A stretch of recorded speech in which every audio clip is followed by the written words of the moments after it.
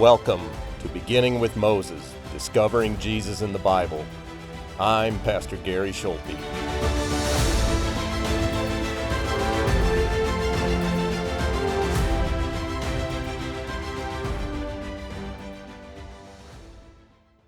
Welcome back to Beginning with Moses.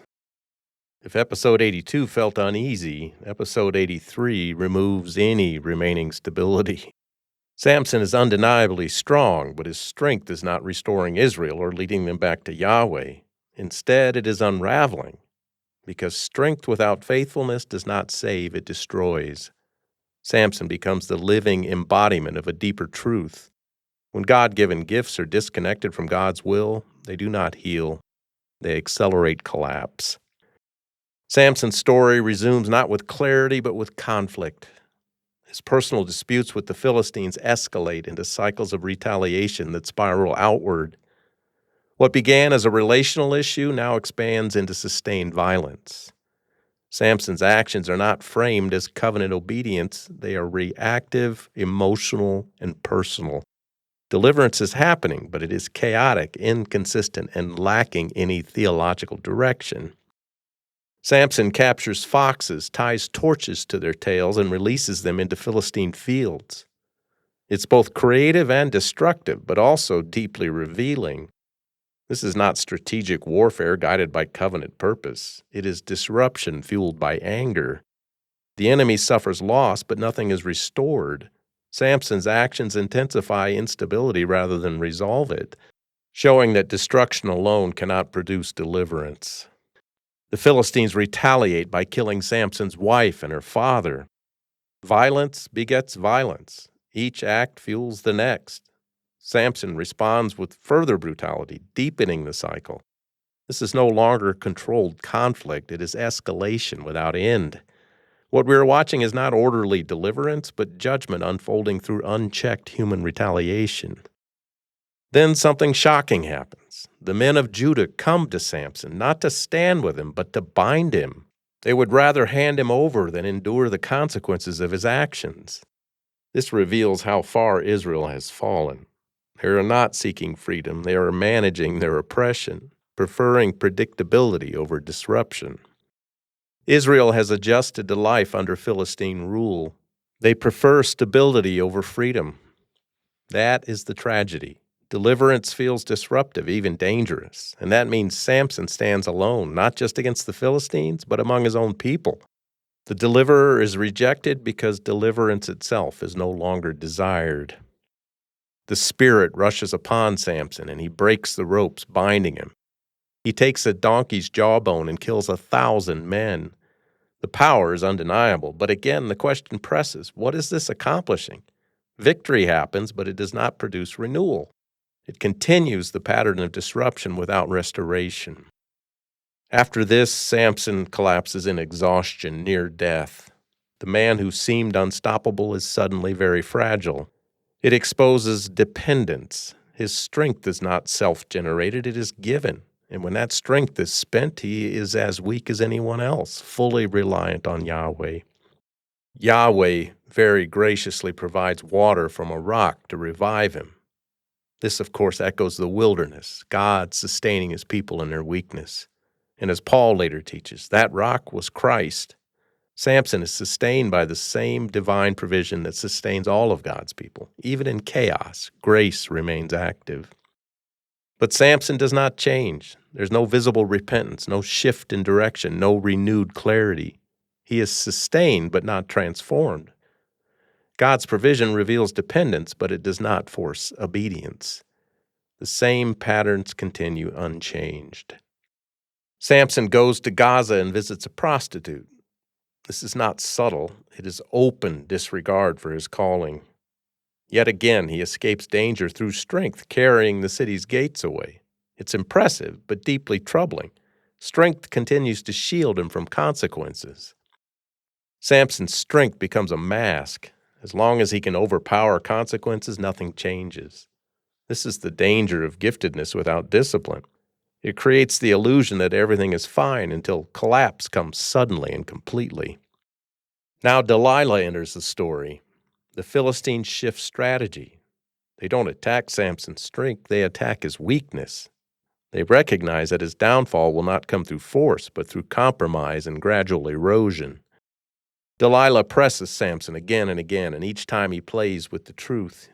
He gives answers that are close but not quite right, and that is the danger. He's not collapsing all at once, he is inching toward it, testing the boundary, getting comfortable with proximity to failure. This is how compromise works. It rarely announces itself. It erodes conviction slowly, quietly, until what was once felt unthinkable begins to feel acceptable. Eventually, Samson tells her everything. The secret is not magic. It is tied to his Nazirite calling, to the life set apart for Yahweh. But the deeper issue is not his hair, it is his heart. Long before this moment, he had already abandoned the meaning of that calling. The outward sign is simply the last thing to fall. The collapse was already well underway. The text says he did not know that Yahweh had left him.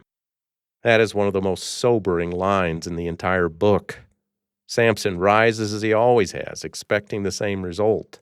But this time nothing happens. The strength is gone, the presence is gone, and he doesn't even realize it.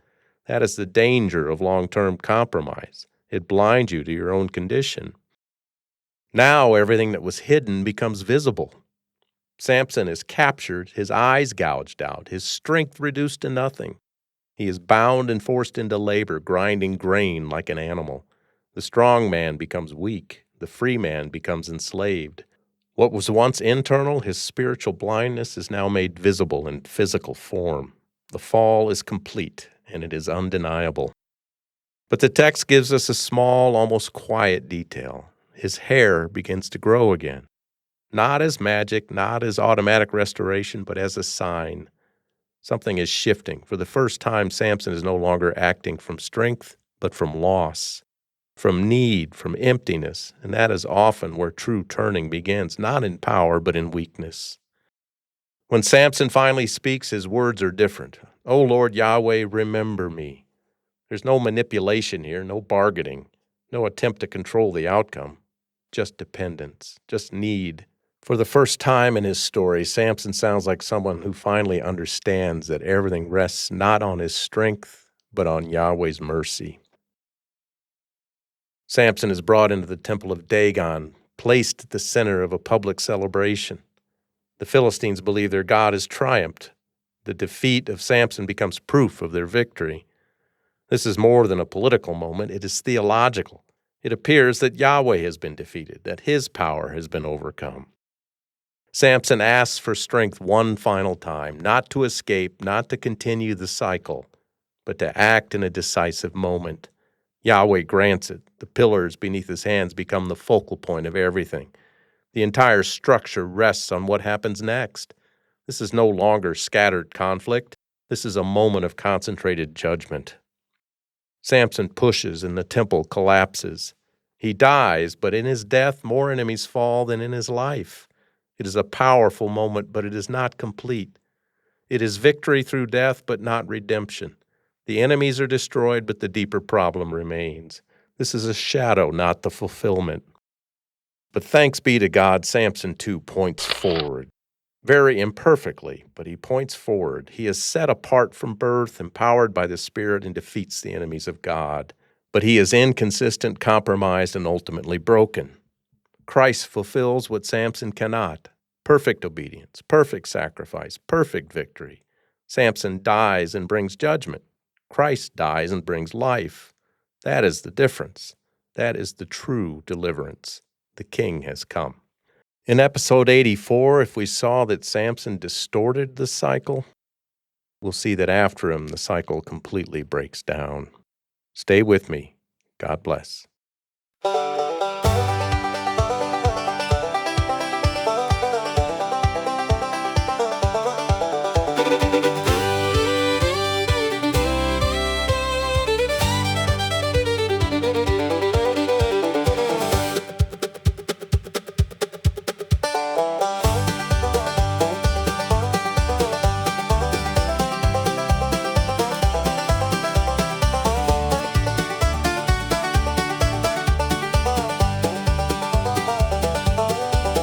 could snap the ropes like threads of dust, tear city gates from earth and rust, strike 1,000 men with a donkey's bone, yet still be more lost than he had known. The fields were burning, the tempers too, every few creating something new. Power flowed through his hands like fire, but never touched his heart's desire. The strongest man in Israel could break every chain but his own. The strongest man in Israel was drifting further from home. Strong but wrong, winning battles all along, breaking enemies apart, while compromise consumed his heart. Strong but wrong, the gift remained, the faith was gone, and every victory became another verse in the same sad song. Judah came with ropes instead of swords, more afraid of freedom than their Lord. They learned to live beneath the weight, comfortable with a conquered fate. Water flowed from desert stone, mercy found him all alone. Grace arrived like it always does, but grace is not the same as trust. Strength can hide 1,000 wounds, talent can delay the truth, consequences move so slow, you think they'll never come for you. Strong but wrong, winning battles all along, breaking enemies apart, while compromise consumed his heart. Strong but wrong, the gift remained, the faith was gone, and every victory became another verse in the same sad song. Delilah never stormed the gates, she just asked one question every day. A little closer, a little weaker, a little farther from the vow.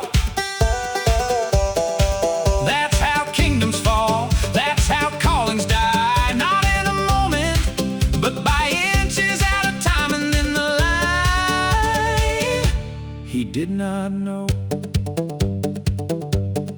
No trumpet warning, no thunder rolling, just silence where the Spirit had been. Eyes gone, chains on, grinding grain, temple song. The strong man reduced to the truth of who he'd become. Strong but wrong, now the strength is almost gone. No more swagger, no disguise, no more confidence in lies. Strong but wrong, not until mercy makes him strong. Remember me is all he says, and Yahweh hears the broken prayer. The